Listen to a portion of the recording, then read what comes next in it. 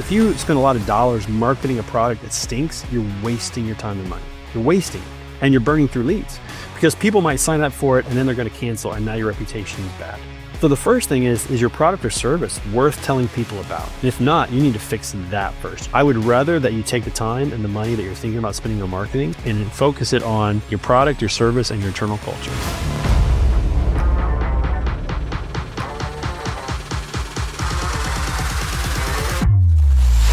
Hey everyone, welcome to Beyond the Build, the podcast where innovation meets collaboration in the world of construction. We bring together thought leaders and industry experts to explore the cutting-edge ideas transforming construction equipment, supply chains, building materials, and workforce productivity. This podcast is proudly brought to you by Faro, the revolutionary last-mile logistics platform, redefining how high-value, time-sensitive construction deliveries get done. Need it fast? Need it right? Faro.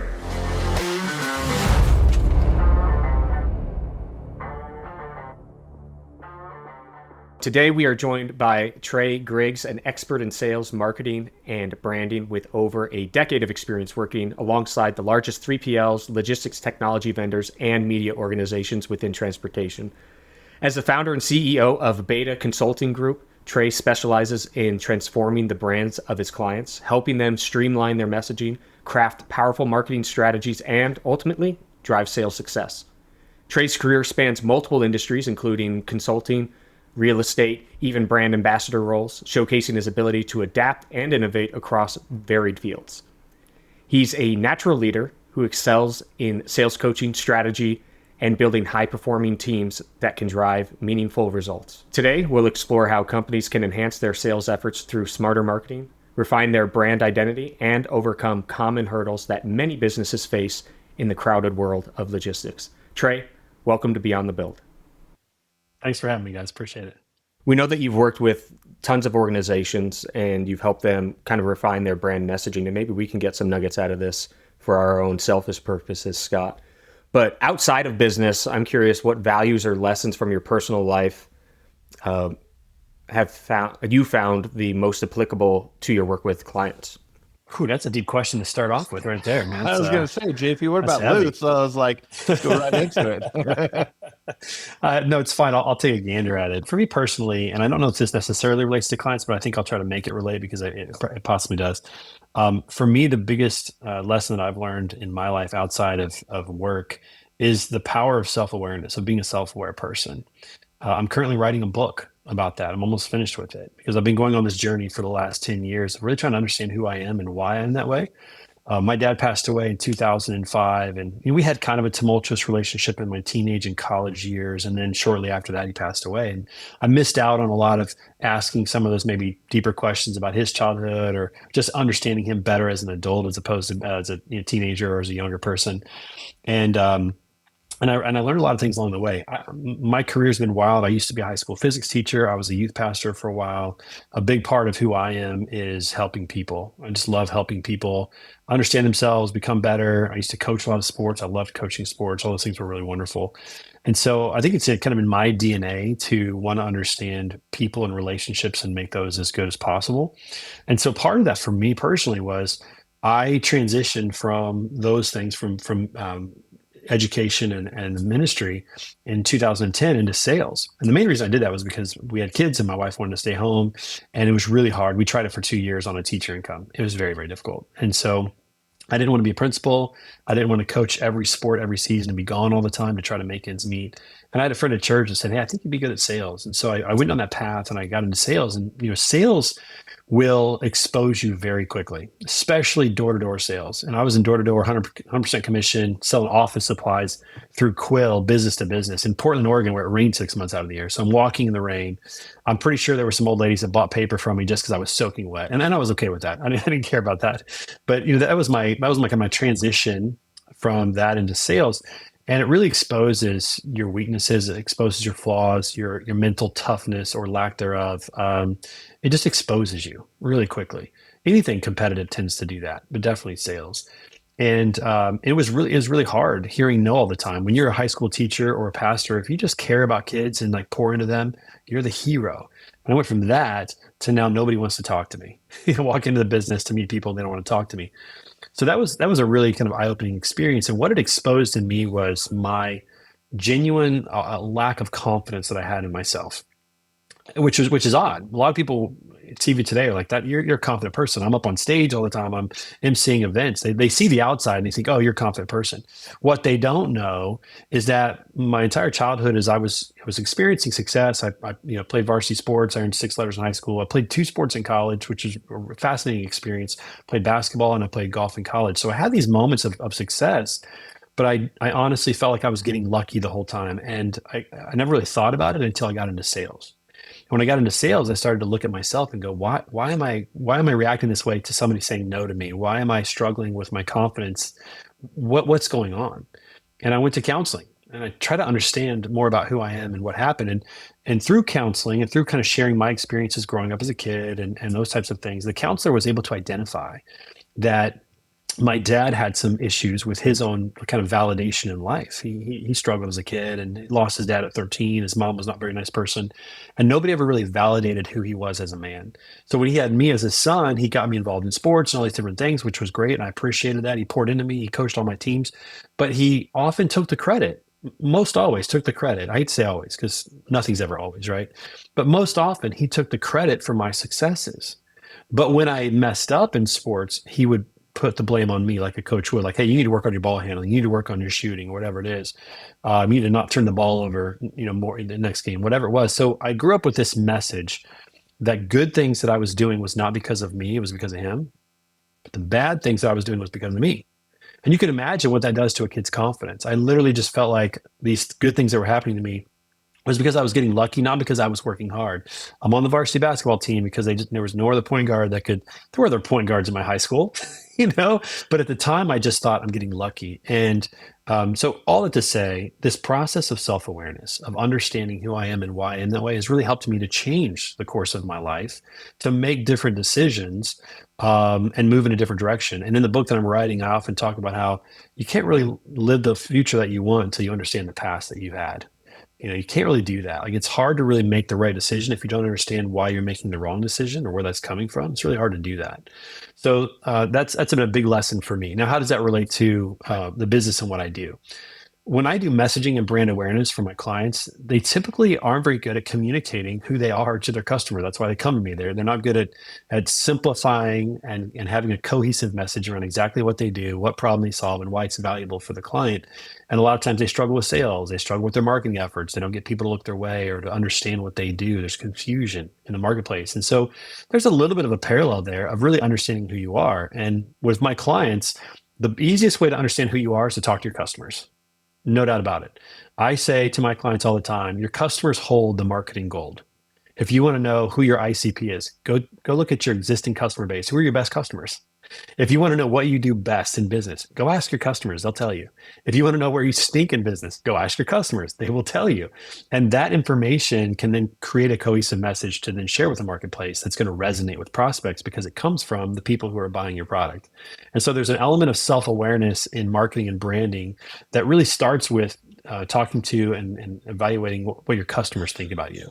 It's the psyche of a buyer. If you think about it like this, if you and I were going to go to a new restaurant tonight, wherever you guys live, wherever I live, we're going to meet up and we're going to go to a new restaurant we've never been to before. How would we pick that restaurant? Well, I can tell you one thing we would never do. Nobody in their right mind would ever call the restaurant and say, hey, how are your steaks? Are they good? All right. Well, what's the salad like? Is it crisp or is the lettuce crisp? Like, what's it like? You would never do that because you don't trust them to do that. Who do you trust? You trust the reviews. You're going to go look at reviews. You're going to look at 5 or 6 reviews. We're going to see, hey, is it mostly positive or is it mostly negative? If it's mostly positive, if it's mainly 5s and 4s, maybe a couple 1s or 2s there, you might go to that restaurant. If it's mainly 1s and 2s with only 1 or 2 5s and 4s, you're probably not, because you trust what a buyer who paid for it had to say. So we just incorporate that into B2B marketing and say, hey, what do your customers have to say about you? Let's take that and create a message, not what you think about you, but what your customers think about you, and become really self-aware to what you do well and what you don't do well. So I'll tie all up to say self-awareness is really powerful for people, but I found it's also incredibly powerful for businesses.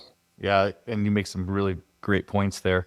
One thing I always go back, that's something I still struggle with it sometimes, is there's a reason God gave us 2 ears and 1 mouth. Right? Yes, there is.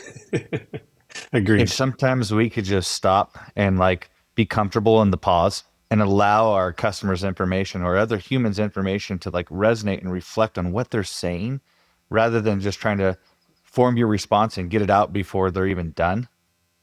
I mean, it's just that like your point, that lack of understanding. It's like we do it to ourselves and we forget to like surrender sometimes and just be like, you know what? It's not about me.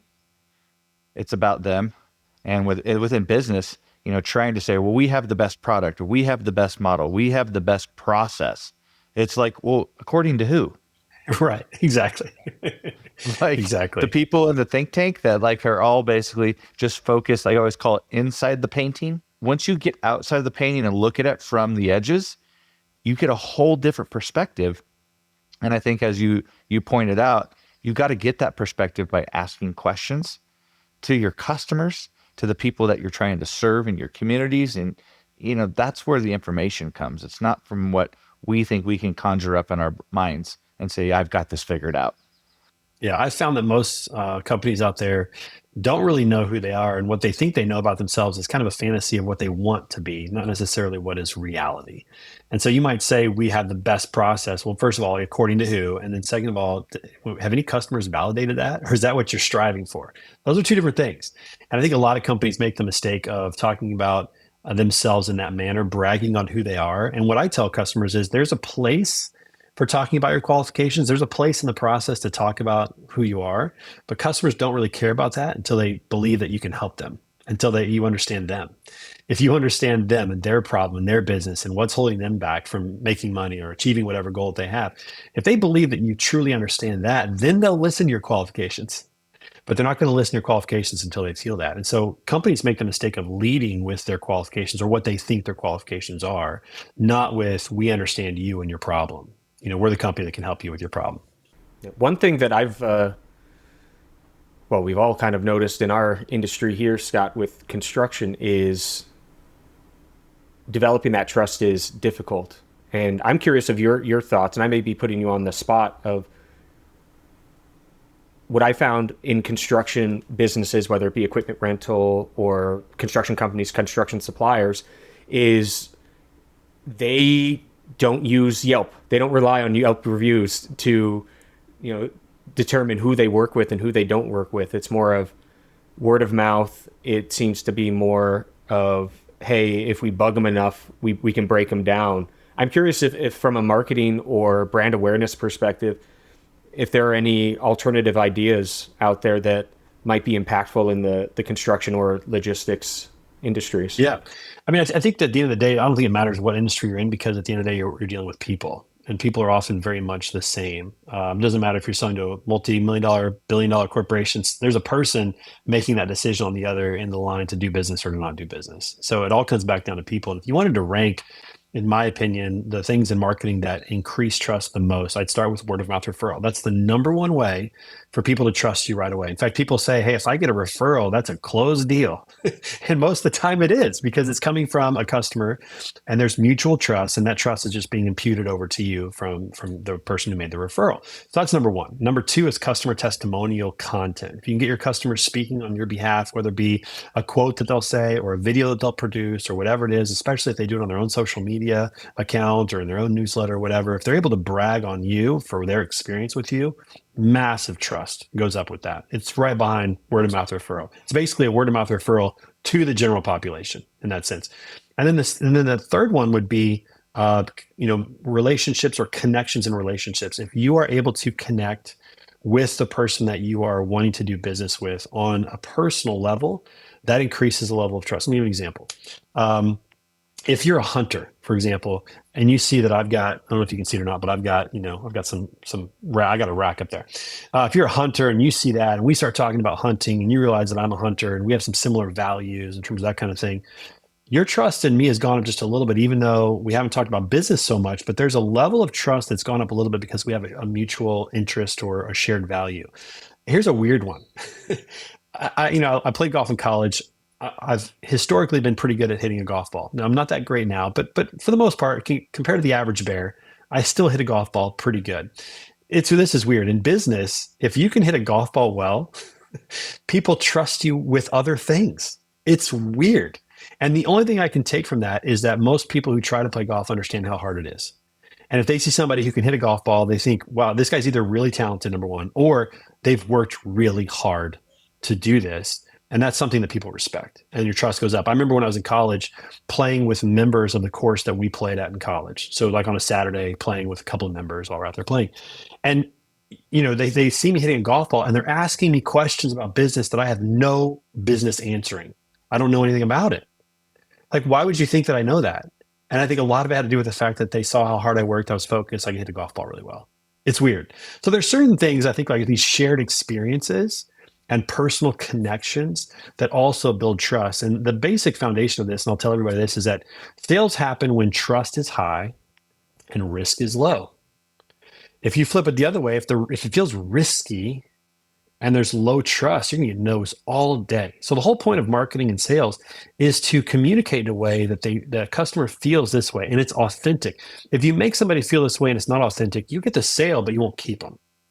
But if you are this way, if you really are authentically high trust and low risk in your marketing and sales, and that's the experience that they get when they're done, now you got a customer for life or for a long time. And so in your efforts, that's what you got to do you got to go into it knowing, hey, we've started this thing, man, the risk is high in their mind because they don't really know. And their trust of me is low because they don't know me. My number one goal is to get these to move this way as quickly as possible and to do it authentically. And good marketing will help tip those scales early on. They might bring the risk level down. People might go, well, it seems like this product works really well. The risk will come down. But then the trust is really kind of something they have to get, which they'll get mainly from you when they talk to you, but they'll also get help from that with a referral or with a customer testimonial. And that's huge. It's the psyche of a buyer. Yeah. Well, the funny thing about the golf thing you were saying too, I always could hit a golf ball really well. My challenge is I can't do it 72 times consistently. You might hit one, people go, whoa. You do it about one of the guys 103 like, wow, times. You ripped that. And I'm just like, do it again. I'm like, wait, this is one and done, right? That's so right. It goes back to it goes back to it's like, yeah, how many times are we going to do this? And, a lot of times with teams, you talk about that access point, right? There's trust and there's talent, and you talk to operators and people that, are in high stressful situations, they'll tell you all the time, I would rather have people that I can trust over people that are super talented. Yeah. Right? Like to your point, we want to make those access intersections equal, but it's always on the trust level, way higher than someone that can, run faster, push more, go longer. It's like, yeah, you're an individual contributor. I need someone that I can trust that's going to show up. And I think a lot of times in business, we can have that aha moment. We do it in worship a lot, right? Where you go in and you're like, wow, I can feel it. But it's like, that's fantastic. What are you going to do with it? Are you going to continue to show up or are you just going to have the moment? Right? So in relationships and sales, it's like, hey, I have a brand, I own my values, but how consistently are you going to continue to show up so that trust factor goes way up? And now people say, you're authentic, you're genuine, right? It's not about you. And actually you are trying to understand me. Yeah. I saw this once. You can look it up on YouTube probably, but Simon Sinek, who's an author and speaker, he talked about this with the military and working with the SEALs. And you probably have heard this before of who they want the most. Obviously, they want the high trust, high talent guy. That's obviously, but that's pretty rare. But if they're looking at somebody with high talent, low trust, and then they have somebody with high trust, medium talent, they want that guy every day of the week. They'll take a medium or even low talent guy who's high trust over the high talent, medium or low trust guy every time. There's a lot to be said about that. Every single time. And I think going back to your original points is like understanding who you are, what's your purpose. I've done a couple exercises with businesses and, when you come in and you consult and you're just trying to be there to understand, why they asked you there, because, you're there to provide value.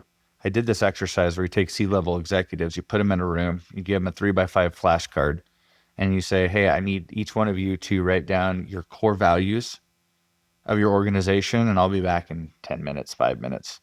And it's shocking to see how those answers are either consistent or inconsistent, which then begs the next question and is saying, okay, if we're not consistent in this room with these individuals that meet 4 or 5 times a week, how do we go and push the core values to 10,000 other people. Right. Or the purpose of this organization. If you can't explain the purpose of this organization in this room, then we've got problems throughout. Yeah. One of the things that we're working on at Faro is, to make sure that everybody in the organization can articulate our value prop and also communicate our four core values, which are servant leadership, humility, unapologetic, and taking care of our people, our customers, and our company. Like, that's what we're about. I mean, even the word Faro means to carry the burden, right? Like, it's all about serving each other and serving our communities and our stakeholders and our customers, and just extending yourself, and not for selfish reasons. Just like, can I add value? Yeah. I love the fact that you're able to say that quickly, and it was short enough that it's easy to memorize, and it's to the point. Like most companies really struggle with that. That is a massive struggle for a lot of companies to be able to do that, to be able to communicate like that. You've clearly thought it through, and have thought through what you guys want to be all about. And when I talk about that, that's the internal culture piece where you talked about everybody is telling the same story. Everybody can do the value proposition. And in the breakout sessions that I do, the keynotes that I do when I talk about brand and personal branding and corporate branding, we have customers, we have the attendees try to define what brand really is. And a lot of people will have a lot of different things to say, but at the end of the day, especially for a company, for a corporate brand, it's two things. It's the perception of the internal culture. It's what does everybody think about this place internally? How are we talking about things? How are we communicating? Do we have vision? Do we have a shared vision? Do we have shared values? Those types of things. But it's also the external reputation. What does the marketplace think about you? And all those things together is your brand. That's what you stand for. And so a lot of people think only outwardly what the brand is. Some people often forget about that internal component. What's your internal culture? How are people communicating internally? And that's why I love organizations like Chick-fil-A, like the Savannah Bananas. Like, everybody's on the same page.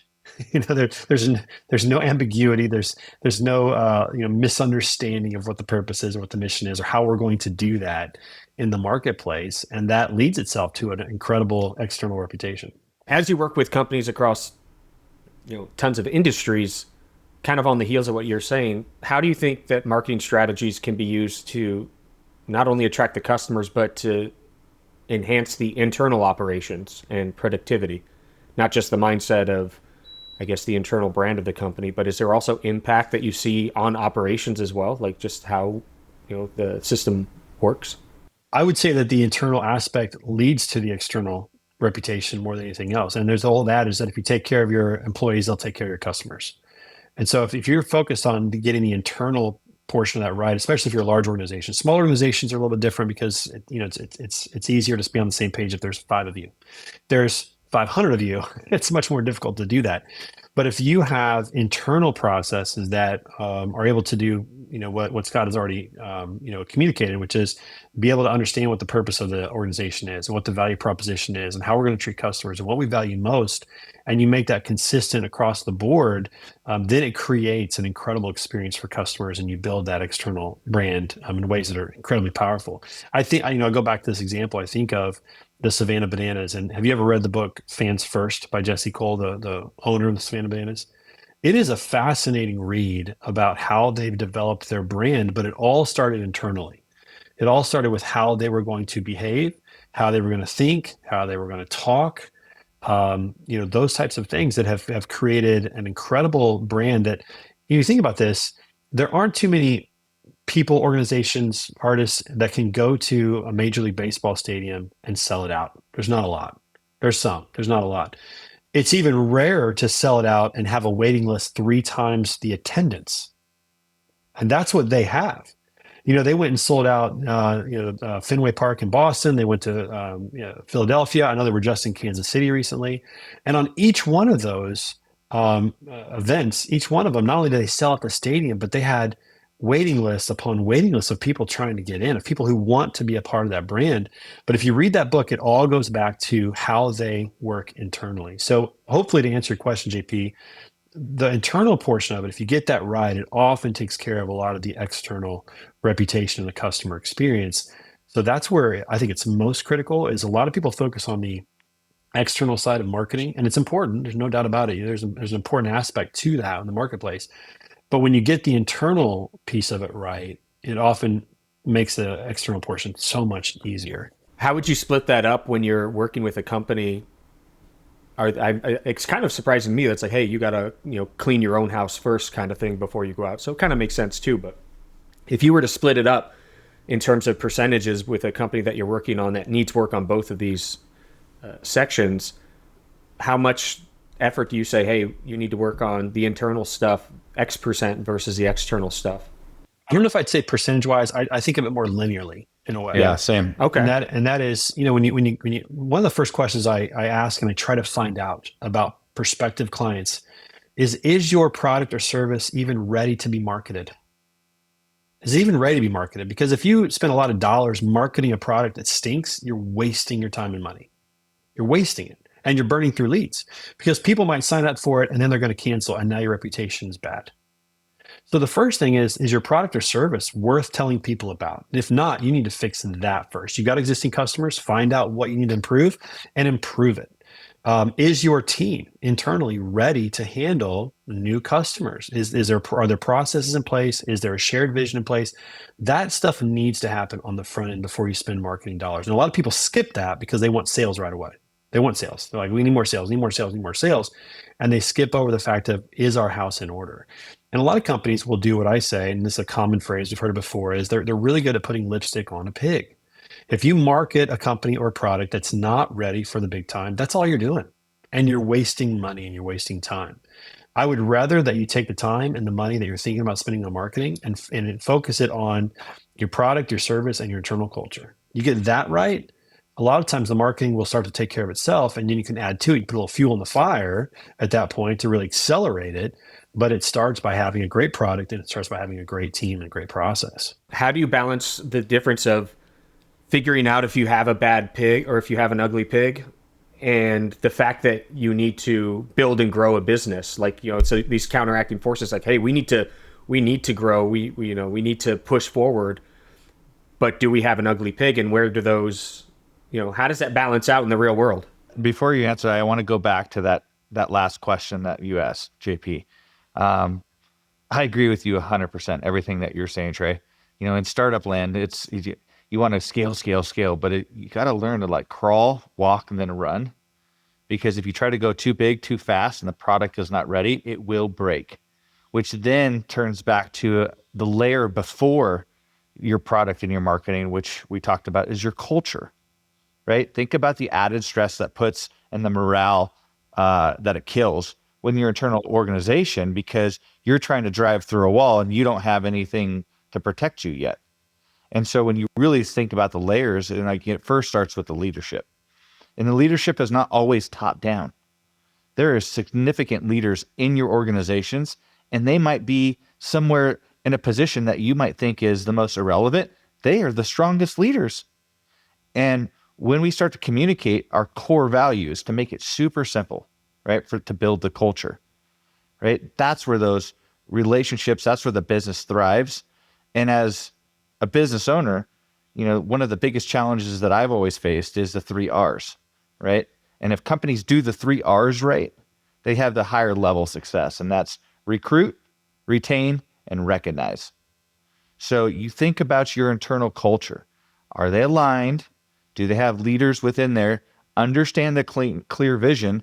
And then how do you recruit more people that have that like-mindedness, right? Then once you got them, how do you keep them, retain them? And then the way you retain them is you recognize them for their efforts. You show them when they're winning, right? You celebrate those things while challenging each other and keeping each other accountable so that you can do the next phase of when do we launch the product? How do we do it? Is it ready? How big do we go? Yeah, I think those are all great points. And to go back to that point of if you grow too fast, it'll break. I had the opportunity to consult a company back pre-COVID, or actually during COVID, that was doing relative well. They were growing at a very reasonable and responsible scale. And then COVID hit, and they were one of the beneficiaries of COVID just based on their business model. There were a few of those winners in there, and they grew so fast, and it broke them. They were putting people in leadership positions that weren't trained and ready for leadership because they had to, and the customer service went down, and the processes started to struggle, and the departments were starting to incorporate technology that other departments didn't know about, and you created these data silos. And I just saw this playing out in real time that they weren't ready for that type of growth. And that's to me, that is unfortunately a product of COVID in that instance. But a lot of times it's a product of investment dollars. When these investors come in and infuse companies with cash, they want to grow and they want to get that money back within 3 years. There's a lot of pressure to do that. And then a lot of times what happens is they put a lot of money into marketing, they scale up their revenue, but they're not ready. And I've seen this happen with technology products in our industry, where people, they'll get a new customer, but then 6 months later they're gone and they never want to touch it again. It's like, well, what was the whole point? What was the purpose of all that? And so I think that is unfortunately a product of our kind of investment, PE, private equity, venture capital culture, number one. And it's also too, just like the culture of, if you're not scaling, you're not winning. Like this idea that we have to blitz scale, we have to scale fast, we have to go fast. There's nothing wrong with having a nice, steady, growth pattern in your business and creating something very responsible and something that works holistically. Because, if you grow too fast, you break things that sometimes are hard to fix, sometimes even impossible to fix long term. Yep. So circling back to like some of the things that, JP talked about, construction industry, legacy industries, sometimes very slow to adapt new innovation, new ways of thinking, right? What would you recommend to a company that says, hey, we've done it this way for X amount of years. We know it works. They're not scaling. It's not getting to that next level. They're just comfortable in their lane.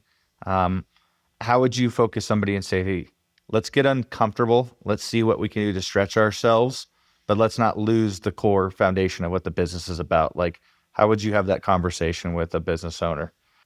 I think the first question is, is this where you want to be? Some people like their business right where it is and don't feel a need to grow. And that might be suitable. That might be okay if that's where they really want to be.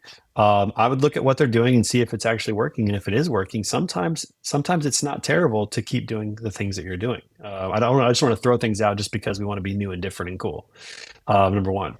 But number two is, if it's a company that wants to grow, if they're trying to get to the next level, I see this a lot with companies that switch over ownership. Like if a son or daughter takes over and they're more technologically advanced or more kind of like, in the new ways of communicating type of style, that's a difficult transition. What I would say is this. I'd say if you want to, marketing is all about two things, really. It's about getting attention, number one. You got to get people to look your way. And then it's about what you're going to communicate when they look your way. And the most important thing of all of that is making sure that you're authentic in that process, that you're authentic to who you are and what matters to you most, because people will sniff that out in a heartbeat. They'll sniff out if it's not real. So what can we do to get people to look our way? What are some maybe crazy things that we can do? What's a promotion we can do? Can we create a commercial that is funny? I go back to this. I think about this. You guys are probably familiar with Dollar Shave Club. Are you guys members? Yes. I remember that. Okay. All right. I'm a member of Dollar Shave Club. Many, thousands and thousands of guys are. When they launched their commercial, so you can look this up on YouTube. It's a classic commercial. It's so good. The Dollar Shave Club commercial, the launch commercial. When they launched that commercial, totally outside of the box, low budget. They probably spent. I'd be surprised they spent more than $1,000 on this thing. Honestly, maybe more, but probably not much more than that. And that commercial went viral, and they got 12,000 orders in 24 hours off that commercial. 12,000 new subscribers. And so that was certainly something different, and nobody was doing that at the time. There's so many opportunities now to do something different, do something unique. Everybody has a TV channel because you have social media. Everybody can put a video content out there. But I would say start with making sure you know who you are, what you care about the most, and then how can we take within that framework, how can we get people to look our way to where it looks authentic? They'll look for a while. And then when they do look our way, what are we actually going to tell them? What are we actually going to tell them? And when you talk about what to tell them, they have to understand that you understand their problem, that you know what they are living through. If you watch that Dollar Shave Club commercial, within 30 seconds, he goes, stop paying $20 for shave tech you don't need. That's literally a line in the commercial that I've sadly memorized because I've watched it way too many times. So within the first 30 seconds, that commercial connected with me as a man that, yeah, I'm tired of paying Gillette $20 for razors and then using them so sparingly that it's cutting my neck because I'm trying to make this thing last for 2 weeks when it's supposed to last for 4 days because it costs so much. Like it touched a nerve for me right away that they understood the pain that I'm feeling right now. So it was a fun commercial. It got me looking their way. And when it did, it spoke directly to my pain point. It didn't say we're the best razor in the world. They do kind of joke around about that at the beginning. It's kind of funny. You'll enjoy it when you see it. But they don't say we're going to be the best shave you've ever had. They just say stop paying $20 for shave tech you don't need. So it spoke directly to the problem, and I think that's also where people miss out on this. When they get the chance to speak to somebody, they don't say the right thing. They don't connect on that level. That's exactly kind of like why, I started Faro. Being in the equipment industry for over 2 decades, I ran into situations in the industry where I'm using a 53-foot semi tractor trailer to deliver things the size of a carry-on suitcase. And I'm like, it's almost like I hate the reference, but it's like the Richard Simmons, stop the insanity, right? Remember those commercials he used to do? Where it's like, if that's all you got, I get it, but let's disrupt. Let's figure out a better way to do things, right? And so if I had a small camping generator, I don't put that on a poop deck of a, semi truck, right? It's like, or do I grab one of my sales reps and pull them out of the field so that they should be closing to go do it? I started looking at operational inefficiencies, and to your point with the Dollar Shave Club, it's like, stop wasting time and money thinking that you got to do it the way you've always done it, when there's opportunities out there for you to take care of your customer better, reduce your operating costs, become more efficient. You just got to learn to get uncomfortable and look at things from a different perspective. And then what we're going to basically look at from here at Faro too, as I talk about part of our values being unapologetic. We use a term in the company called, let's just stay in our lane. Because a lot of times your customers will pull you into things like, can you do larger excavators? Can you do fuel cells? Things that are now hazmat, things that are bigger. And it's kind of like, well, we didn't develop it. And I think, a lot of companies, they see whether it's investor related or they just want to grow. They're like, well, let's get into this. Now you start seeing, like, even fast food, we're putting all these things on the menu. You're like, you're a taco stand. Like, you don't need all this stuff. Right. So, like, be authentic. Just be really good. Yeah. At what you do. It's the Cane's success story. Have you guys ever eaten a Cane's? Yeah. You get one option. Do you want chicken fingers or chicken fingers? Yeah. Exactly. Exactly. And people still go because they want the chicken fingers, and they've done a good job of creating that brand. I think you're right. The answer is, can we do it? Yes. Should we do it? Probably not. Most of the time, the answer is probably not. The hard part is when they have existing customers asking for more. It's like, hey, I want to use you more. I want to give you more revenue. Can you help me with this? And part of the servant leadership is, yeah, I can. But as you and I know, Trey, like, we have to make sure that our yeses are yes and our nos are no. And we stand behind the reason why we don't deviate and drift off into areas where, yes, could we execute? Sure. Should we be executing? Probably not. Right?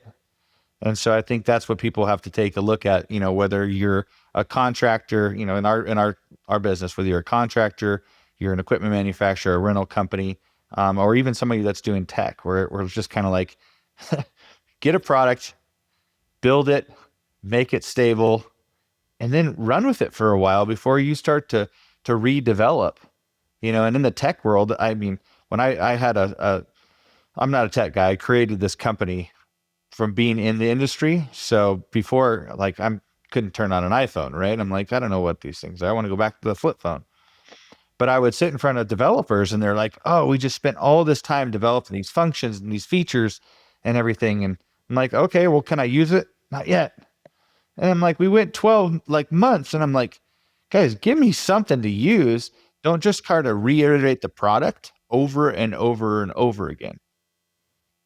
And when I looked at what they developed, I use this analogy. I'm like, you guys just built a rocket ship and you did all these great things. And then I just come in, the stupidest guy in the room, the dumbest guy in the room. And I'm like, hey, where's the pilot sit? And they're like, they look at each other like, oh, we didn't develop anything for anybody to fly it. Like, well, you just engineered this thing and now you got no place and no functional controls. Like, and now you got to restart all over. Yeah. I've heard that Elon Musk say the biggest waste of time for engineers is optimizing a process that shouldn't even exist in the first place. Yes. Yeah. Yes. And sometimes that happens. That's for sure. But it's critical for leadership to be able to keep everybody focused and on task, and move in the right direction and not being distracted by other things that are out there. There are times when adding a new product or maybe enhancing what you're doing totally makes sense. But I would say that companies more times than not do that when they shouldn't. Yeah, absolutely. Yeah, it's like, go back to the Cane's analogy. Like they could put a burger on there, they could put mashed potatoes on there, they could put they could add all kinds of stuff to their menu if they want, no problem. But they're really good at chicken fingers and coleslaw and bread, and I don't mind. And their sweet tea is pretty dang good. Like, outside of that, what else do you need on a Sunday afternoon? To go grab that. Like, it's good. I don't need a bunch of things on the menu. If I want something else, I'll go to Culver's or McDonald's or Chick-fil-A. If I want a chicken sandwich, I go to Chick-fil-A. But if I want chicken fingers, I'm gonna go to Cane's. Yep, absolutely. Well, this has been a great chat.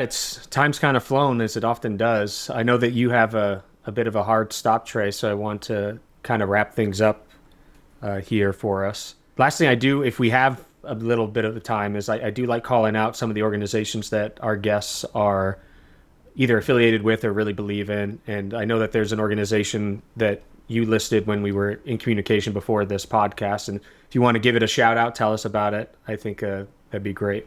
Oh man, I mean, you remind me which one. I have a couple. So the organization is called the Suke Strong Foundation, and Suke is SUKE.